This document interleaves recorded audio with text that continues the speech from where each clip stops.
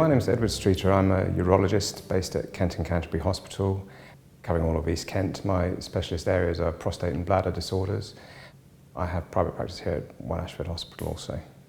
So the prostate sits at the opening of the bladder and the urine passes out through the prostate.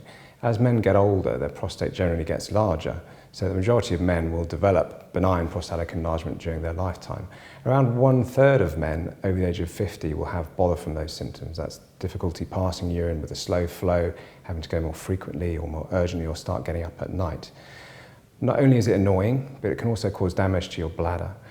Long term, the bladder can be injured by permanent distension or having to work too hard to get past the prostate. So the message here really is, if you're having problems of that nature, speak to a specialist and think about what options are going to be best for you.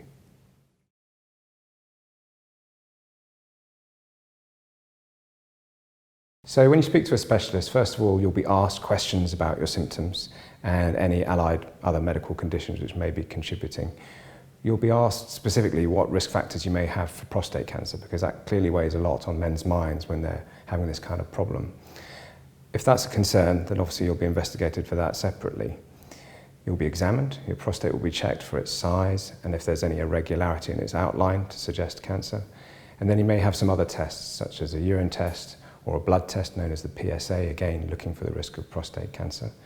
And you'll do a flow study where you pass urine into a toilet, we measure how fast you can pass urine.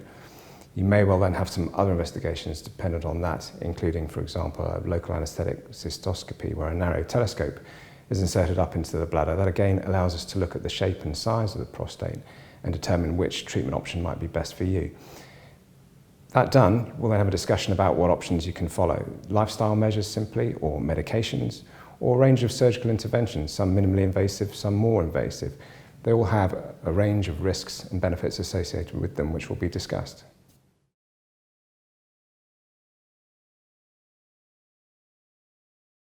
So Urolift is a minimally invasive treatment. By that I mean it is a local anaesthetic treatment delivered without any inpatient stay in hospital, just in a matter of minutes. Basically, if you think of it as a stationary tie, so the little clips that you put in papers to hold them together, it's designed like that, and we put it in via a telescope, normally under a local anaesthetic. Sedation is available if preferred. But these clips go into the prostate, and from the inside they're then tightened up so that they pull the prostate open from the inside to widen the channel through which urine passes, and therefore your stream and emptying should be immediately improved. The implants stay in permanently, so if the prostate continues to grow, they'll continue to hold it open. Therefore, it has very good long-term results, as demonstrated in international studies. It's been around for a number of years now, but received NICE accreditation in 2015, and it's been increasingly popular due to its potential benefits.